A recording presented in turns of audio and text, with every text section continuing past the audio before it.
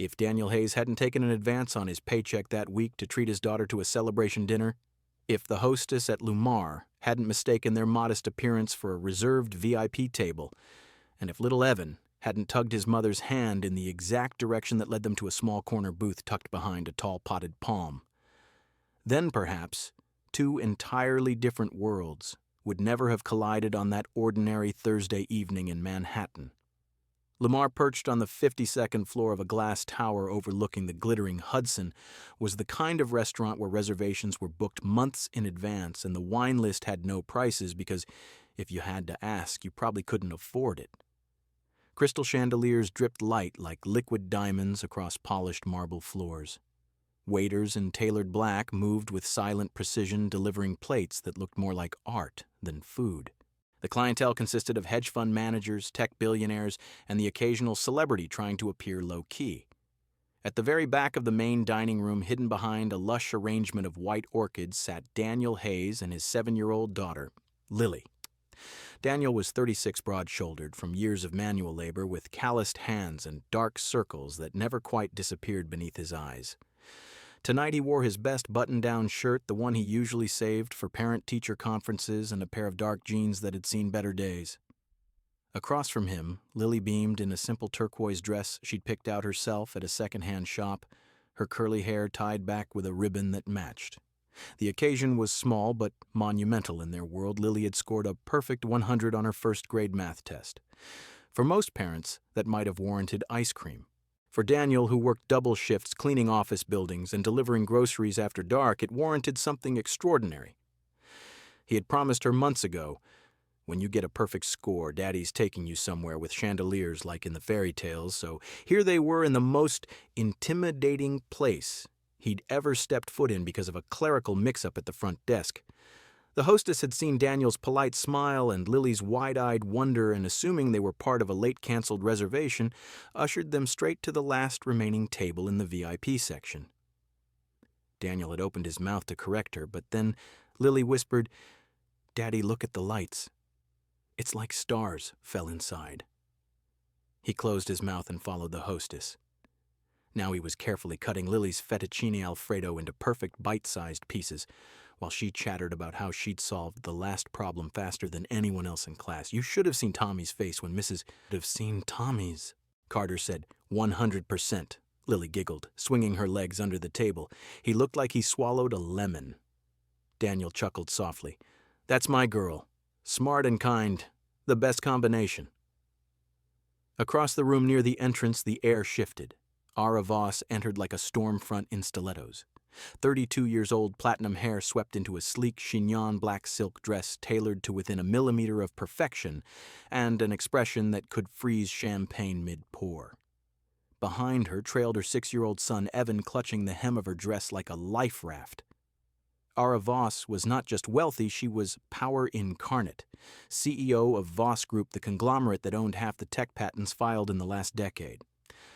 Forbes had called her the Ice Queen of Silicon Alley.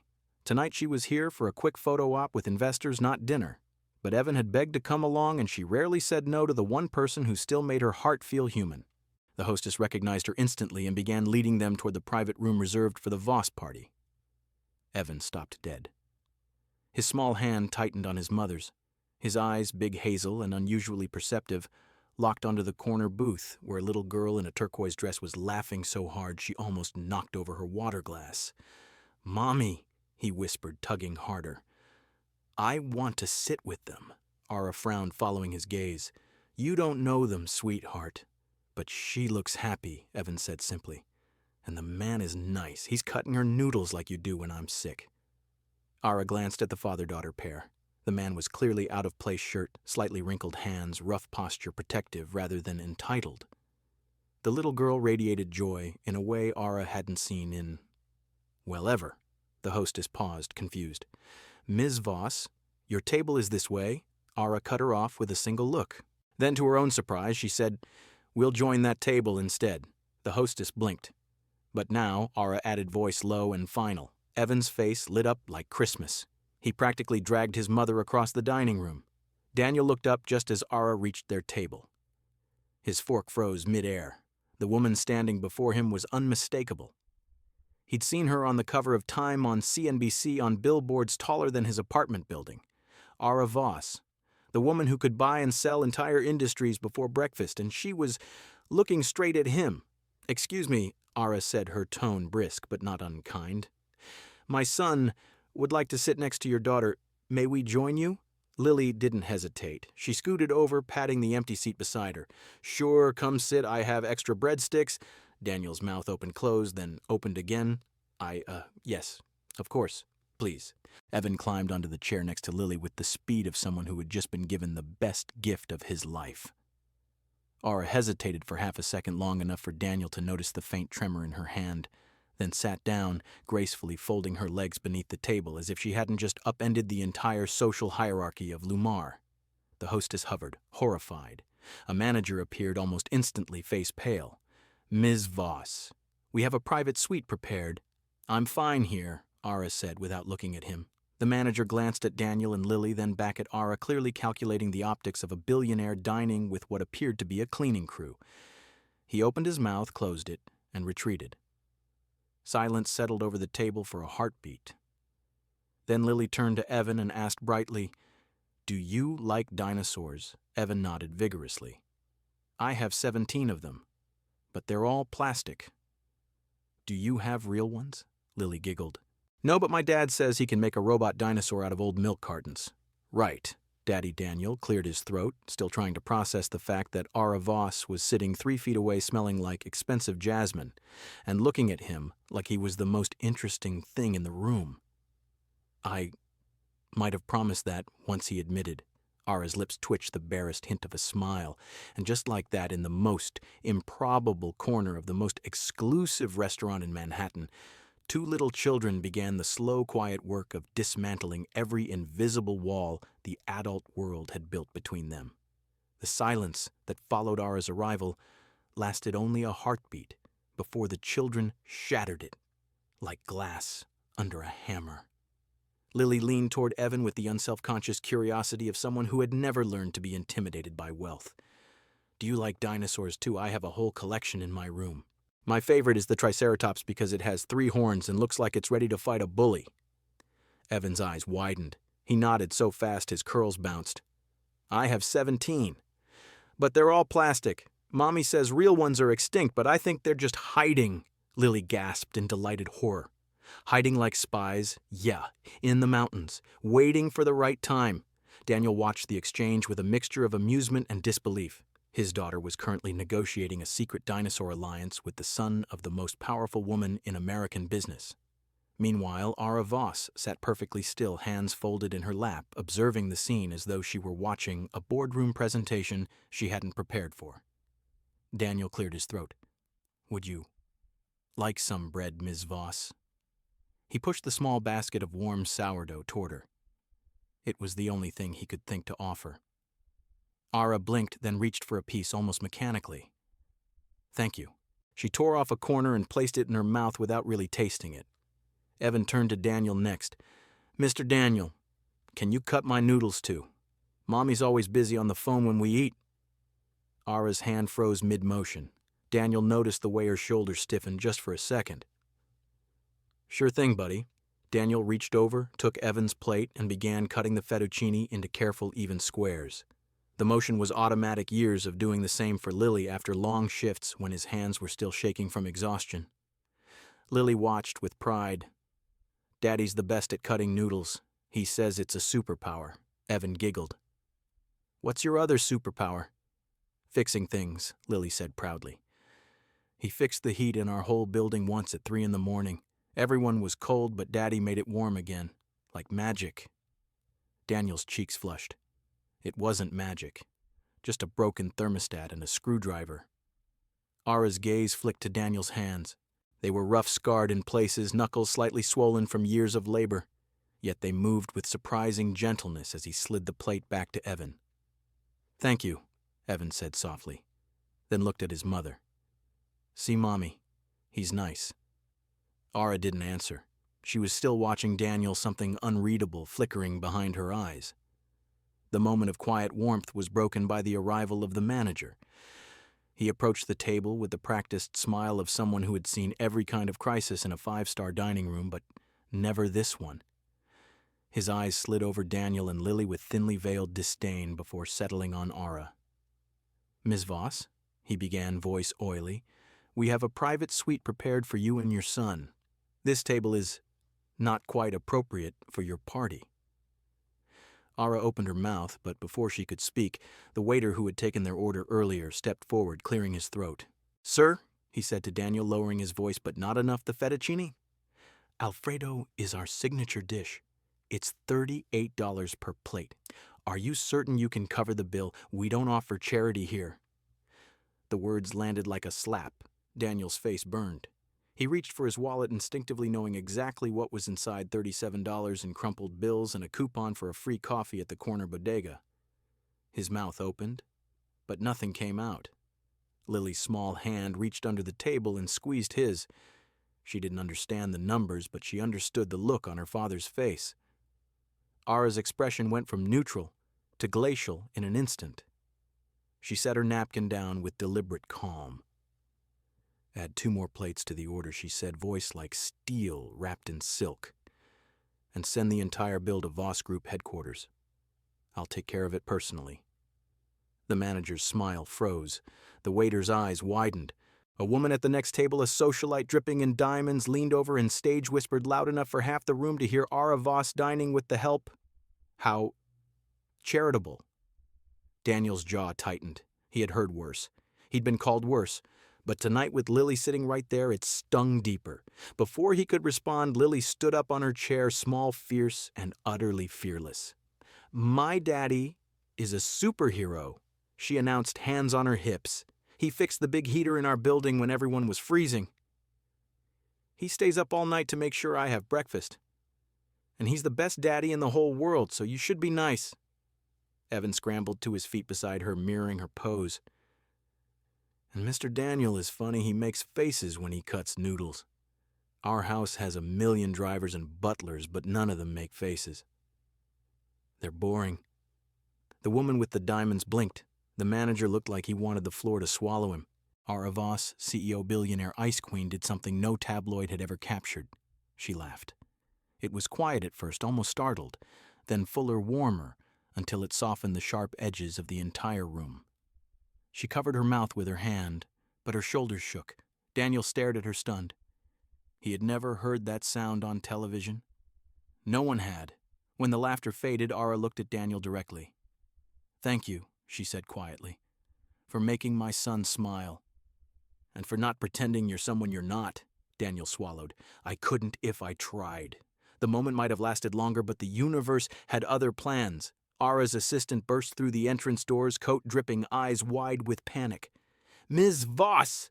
she gasped, hurrying to the table. "There's a problem. The video of you collapsing earlier today, it's everywhere. The board is calling an emergency meeting. They're saying you're unstable. They're moving to vote you out tomorrow morning." Ara's face drained of color. Her hand reached for her water glass, but it trembled so badly that liquid sloshed over the rim. Evan's eyes filled with fear. He clutched her sleeve. Mommy Daniel saw it, all the sudden pallor, the shallow breathing, the way her pupils dilated. He recognized the signs immediately. He moved before anyone could stop him. He took Ara's untouched water, ripped open a sugar packet. From the table, Caddy dumped it in, stirred quickly with his spoon, and pushed the glass toward her. "Drink this. Now." Ara blinked at him. "Hypoglycemia," he explained, voice low and steady.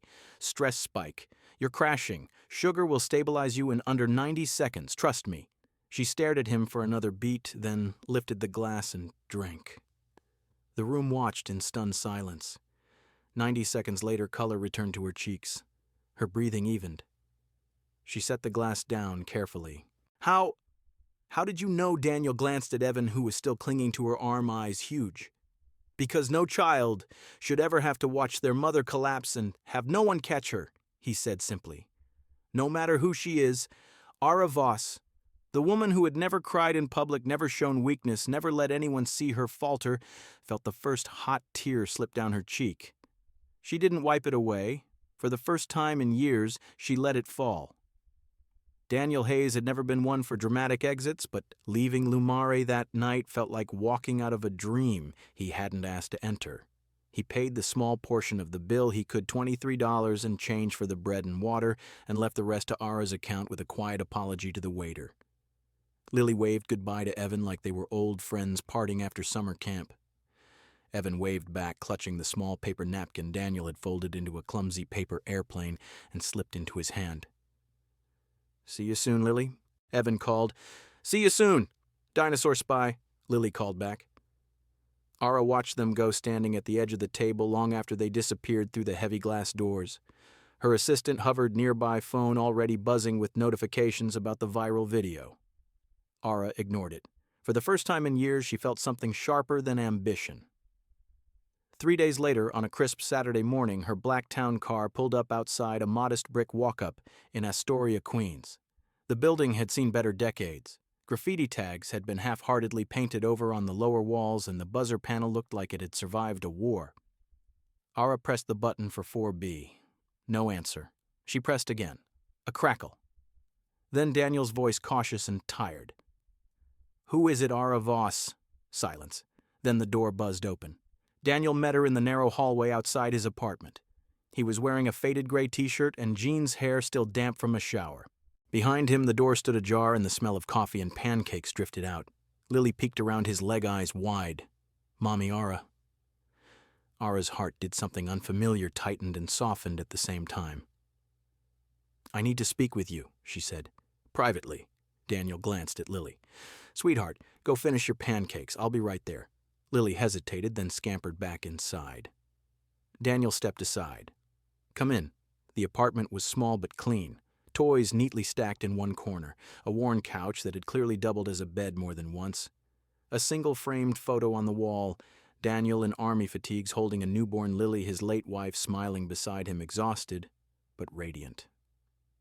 Ara's gaze lingered on the photo for a moment longer than necessary. She didn't sit. Neither did he. "I looked you up," she said without preamble. "Daniel Hayes, former combat medic, 75th Ranger Regiment, 2 tours in Afghanistan. Honorable discharge after your wife's death." Daniel's jaw tightened. "You didn't need to do that." "I did. Because last night you didn't just save me from a hypoglycemic episode. You saved me from something worse, being seen as weak. And you did it without asking for anything." Daniel rubbed the back of his neck. "I was a medic. That's what medics do. You were more than that. You still are." Ara took a breath. "I have a problem. A big one. The board is using that video to claim I'm unfit to lead. They're calling an emergency vote Monday morning. If they succeed, I lose everything I've built." Daniel crossed his arms. "And you're telling me this because I need help. Not lawyers, not PR. I need someone who understands what it means to keep going when everything falls apart. I need you." Daniel let out a short, disbelieving laugh. "Lady, I clean office buildings. I deliver groceries at midnight. I'm not a corporate fixer." "You're real," Ara said. "That's rarer than money in this city." He studied her for a long moment. Then he glanced at the photo on the wall, his wife's smile frozen in time. "I lost her because I was overseas when she needed me most," he said quietly. "I came home to a funeral and a baby I barely knew how to hold. I swore I'd never leave Lily wondering if her dad was coming back. That's why I quit medicine. Too many nights away, too many risks." Ara nodded slowly. "I understand risk. I've spent my life calculating it. But I've never calculated what it costs to be alone at the top." Another pause. Daniel sighed. "What exactly do you want me to do?" "Be my human shield," she said. "I'm launching a community initiative, Monday Voss Human. Medical clinics, food drives, mental health support in underserved neighborhoods. I want you to lead it. On the ground, not from a boardroom. You'll be the face, the proof that we're not just another soulless corporation." Daniel stared at her. "You want me, the guy who still uses a flip phone, to be the public face of a billion-dollar company, yes?" He laughed again, this time softer. "You're insane." "Maybe. But I'm also desperate." Lily poked her head out from the kitchen. "Daddy, the pancakes are getting cold, and Evan's mommy is pretty when she smiles." Ara's lips twitched again. Daniel looked from his daughter to the woman standing in his doorway, the most powerful woman in America asking for help, from a man who couldn't even afford to fix the crack in his ceiling. "Fine," he said at last, "but on one condition. Name it. You come to dinner at our place next Saturday. No assistants, no security, just you and Evan. Lily's been asking about her new dinosaur friend." Ara blinked. Then slowly she nodded. "Deal." As she turned to leave, Daniel called after her. "And Ms. Voss," she paused. "Call me Daniel, and if we're doing this, you might want to learn how to make pancakes. Kids don't care about board votes. They care about breakfast." For the second time in 3 days, Ara Voss laughed. And for the first time in years, she didn't try to hide it. The Voss Group headquarters occupied the top 20 floors of a sleek black tower on Park Avenue. On Monday morning, the executive boardroom on the 78th floor felt more like a courtroom than a place of business. Glass walls offered a dizzying view of Manhattan, but no one was looking at the skyline. 23 board members sat around a polished obsidian table, faces set in expressions of calculated concern. At the head of the table stood Victor Langston, the largest minority shareholder and the man who had orchestrated the emergency vote. He was 61, impeccably dressed and smiling the way sharks smile when they smell blood. The agenda was simple: declare Ara Voss temporarily unfit due to recent public instability as evidenced by the viral video of her collapse at Lumar. The motion had been prepared for weeks. Today it would be voted through. Ara entered the room at exactly 9:00 a.m. alone. No entourage, no legal team, just her in a charcoal gray pantsuit that cost more than most people's rent, and a quiet calm that made the room feel smaller. Victor rose. "Ara, we're glad you could join us. This is a difficult but necessary conversation." Ara took her seat at the head of the table without a word. Victor clicked a remote. The massive screen behind him lit up with the now infamous video, Ara swaying glass slipping from her hand the moment of collapse. The clip looped, then froze on her pale face. "Emotional volatility," Victor said smoothly. "Public embarrassment. A CEO must project strength. The shareholders deserve stability." Murmurs of agreement rippled through the room. Ara didn't flinch. Then the double doors at the far end of the boardroom opened. Daniel Hayes walked in. He wore the same faded jeans from Saturday, a clean but well-worn navy button-down, and the cheap black sneakers Lily had drawn smiley faces on with permanent marker. In his left hand, he carried a small cardboard box. In his right, a stack of printed documents. The board stared as though a janitor had wandered into a coronation. Victor's smile faltered. "This is a closed session." Security Ara raised a hand. "He's with me." Daniel walked straight to the table, set the box down, and looked around the room with the same steady calm he used when facing a crying child with a scraped knee. "Morning," he said simply. "I'm Daniel Hayes, former combat medic, current whatever Ara needs me to be today." Victor recovered. "This is highly irregular, so is trying to oust your CEO over a low blood sugar episode?" Daniel replied. "But here we are." He opened the box and began distributing small packets, printed one-pagers neatly stapled. "These are medical records," he said, handing one to each board member. "Mine. From the Army. I've treated everything from gunshot wounds to heat stroke to panic attacks in the field. Last Thursday, Ms. Voss experienced acute hypoglycemia triggered by extreme stress. It's common. It's treatable. It's not a mental health crisis. It's physiology." He turned to the screen. "And that video.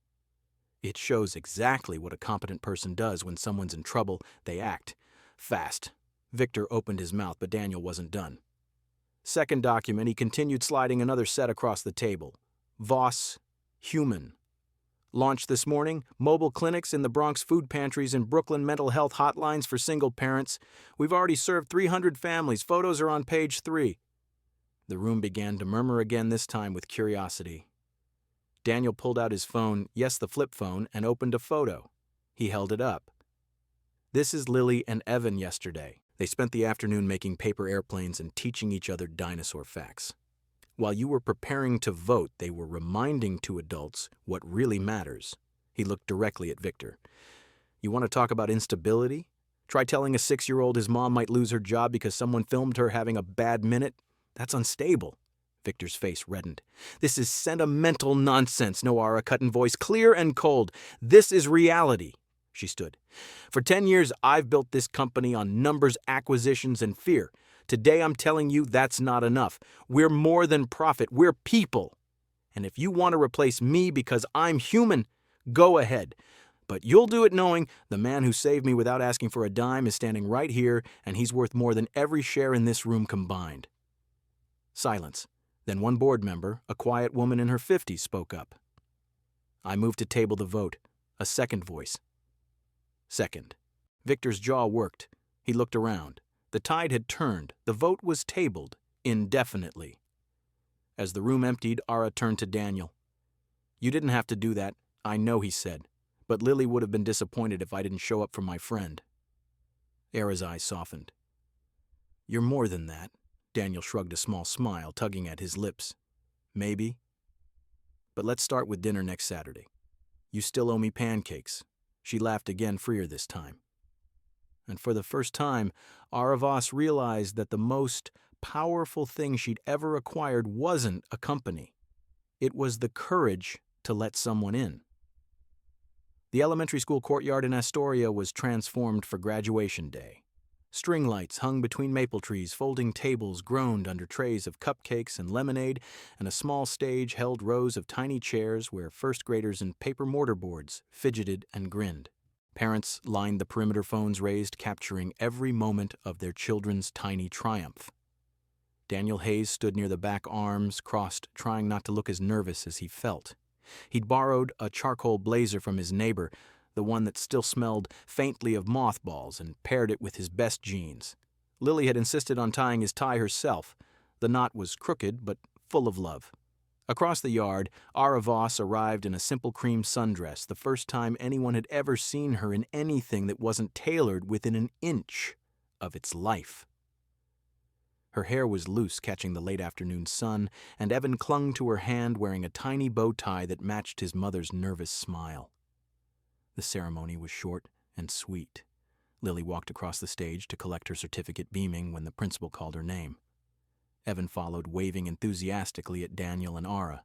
When the music started and the children were released to their families, chaos erupted in the best possible way. Hugs, tears, and sugar-fueled squeals. Daniel found Lily first. She ran straight into his arms, mortarboard askew. I did it, Daddy. I graduated. You sure did, kiddo. He kissed the top of her head. Proudest dad in the world. Then he looked up. Ara and Evan were walking toward them, hand in hand. Evan was practically bouncing. Lily spotted them and squealed. Evan, Mommy, Ara. The two children collided in a hug that nearly knocked them both over. Ara stopped a few feet from Daniel. For a moment, neither spoke. Then Lily looked up at her father, eyes sparkling with mischief. Daddy, she said loud enough for half the courtyard to hear. Evan says you and Mommy Ara should get married. Evan nodded vigorously. Yeah, then we can be real brother and sister and have pancakes every Saturday, and you can fix all the broken things in our big house, Mr. Daniel. The courtyard quieted. Parents turned. Phones were raised again, this time not for the graduates. Daniel felt his face heat. He looked at Ara. She didn't look away.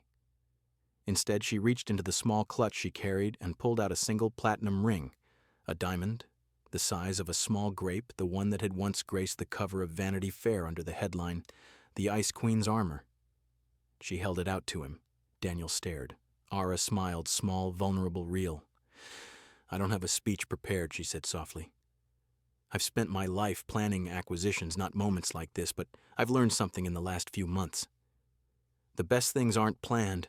They're chosen, every day, by people who show up even when they're scared. She stepped closer.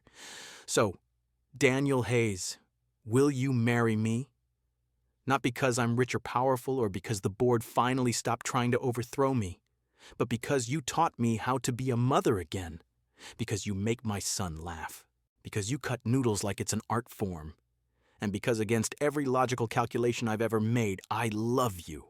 The courtyard was silent. Daniel swallowed hard. His voice, when it came, was rough. I don't have a ring. I was going to save up for one. Something small. Something real. Ara slipped the diamond onto his finger anyway. It was comically oversized. Then we'll get a small one later, she said. For now, this one says you're mine, and I'm yours, if you'll have us. Daniel looked down at the ring, then at Lily and Evan, both now holding hands, watching with wide, hopeful eyes. He took a breath. I've spent years thinking I wasn't enough, he said quietly. Not for Lily, not for anyone.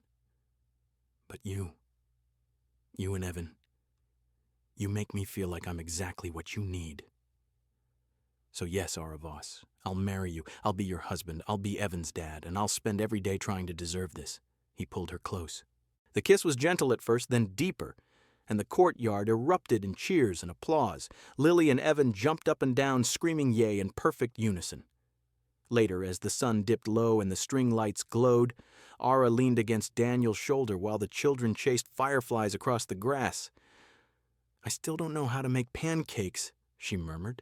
Daniel chuckled. I'll teach you. We'll start with the easy ones. Then we'll work up to the dinosaur-shaped ones. Ara smiled against his neck. Deal. Months later, invitations went out to a small wedding in Central Park. No red carpets, no paparazzi, just family, a few friends, and the 2 children, who had started it all. On the front of each invitation, in simple black ink, were the words, "Please join us as Daniel Hayes and Ara Voss become a family. No gifts required, just bring your heart." And on the inside, in Lily's careful handwriting and Evan's crayon scribbles, we're getting a new daddy and a new mommy. And lots of pancakes. The world kept spinning, deals kept closing, headlines kept printing. But in one small corner of New York, 2 people who had once believed they had to carry everything alone finally learned the simplest, most powerful truth. Sometimes the greatest empire isn't built with money or power. It's built with a crooked tie, a paper airplane, and 2 little hands reaching across a table to say, I like you. And sometimes that's more than enough.